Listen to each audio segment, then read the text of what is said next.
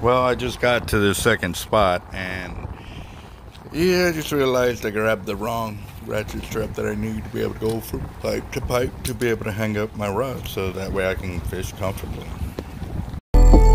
Gotta bite. I think I got a lot of stress on my mind. It's a nice day to go. Yeah, I got a line. I'ma call the whole team.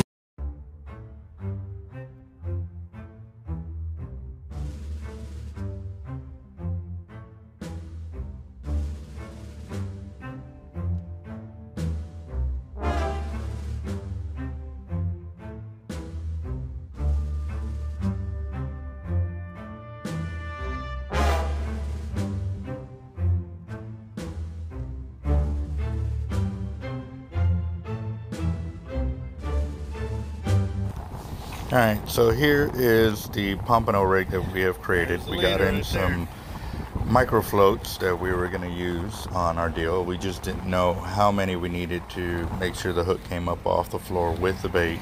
And that was the whole reason we were going to the beach earlier to test it in the surf. However, that didn't work out because the tide came up real fast on us. So I only had enough time to throw the weights. And so in continuation of the testing from today, I was using the underwater goldfish camera like I was on the beach, and I decided it would be a good time right now to be able to put it, because in this area I have a little bit calmer water, which will allow me to get good underwater footage to see if the floats were going to work with the different size hooks we have.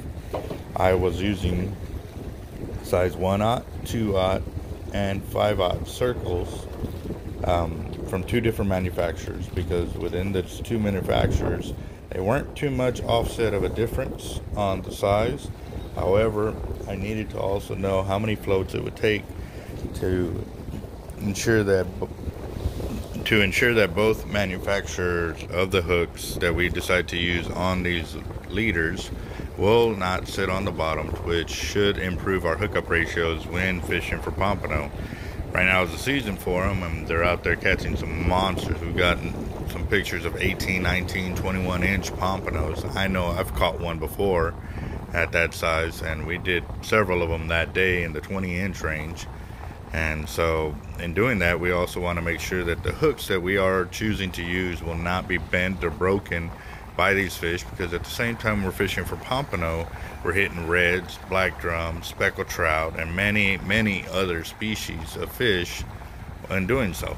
But pompano are kind of the little real finicky eaters and stuff like that. So we definitely want to ensure that we put the gear out that's going to work for them. So here it is, all rigged up. And right now I'm using fish bites, and I'm throwing that claw weight to see how it's going to look on this underwater camera footage.